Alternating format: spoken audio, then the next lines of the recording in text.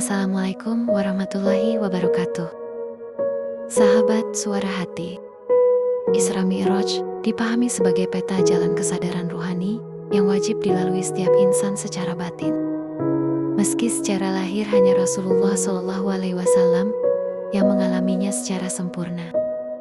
Isra merupakan fase takhali, yaitu pengosongan diri dari dominasi jasad dan nafsu. Masjidil Haram melambangkan pusat kesadaran lahir, tempat amal dan syariat ditegakkan. Sedangkan Masjidil Aqsa melambangkan pusat kesadaran batin, yaitu tanah suci hati yang telah disucikan dari syirik khafi dan keakuan halus.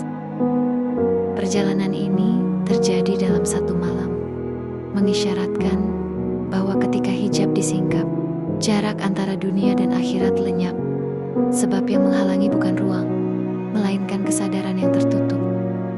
Buruk dalam makrifat bukan sekadar kendaraan, melainkan simbol daya ruh yang telah ditundukkan, yakni nafs yang telah disucikan sehingga mampu membawa kesadaran melampaui keterikatan duniawi.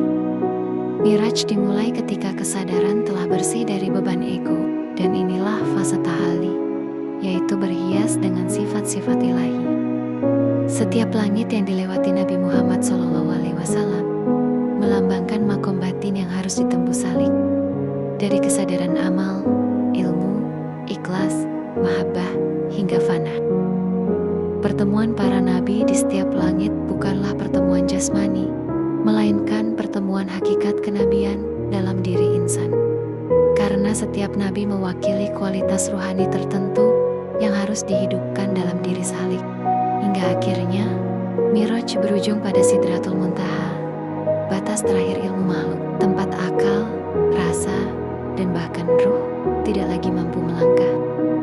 Sidratul Muntaha adalah ambang lenyapnya dualitas, saat kesadaran tidak lagi berkata, "Aku mengenal Allah," tetapi Allah memperkenalkan dirinya melalui kesadaran hamba. Puncak perjalanan ini adalah Qoba Qusaini Awadena, makom fana fizat, di mana tidak ada lagi jarak antara hamba dan Tuhan. Bukan karena hamba menyatu dengan Allah, tetapi karena yang tersisa hanyalah Allah. Disinilah makna tauhid mencapai kesempurnaannya.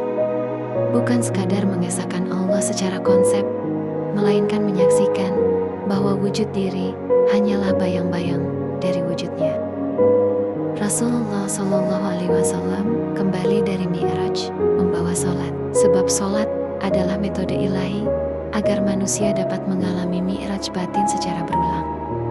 Setiap takbir adalah pemutusan dari dunia, setiap rukuk adalah penundukan ego, setiap sujud adalah lenyapnya aku, dan setiap salam adalah kembalinya kesadaran ke dunia dengan ruh yang telah diterangi nur ilahi.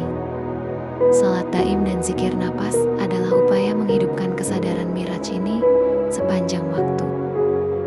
Nafas dipahami sebagai hembusan ruh, dan ketika zikir menyatu dengan nafas, maka hidup itu sendiri menjadi sholat.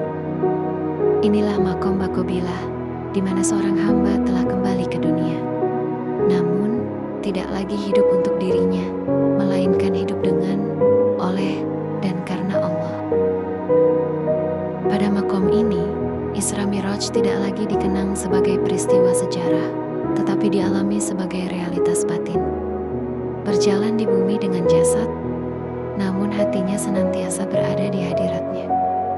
Isra Mi'raj adalah pesan abadi bahwa tujuan akhir manusia bukan sekadar masuk surga, melainkan mengenal Tuhannya di dunia sebelum berjumpa dengannya di akhirat. Siapa yang belum Mi'raj di dunia, ia akan terhijab di akhirat. Dan siapa yang telah Mi'raj dalam kesadaran, maka hidupnya menjadi cermin rahasia ilahi.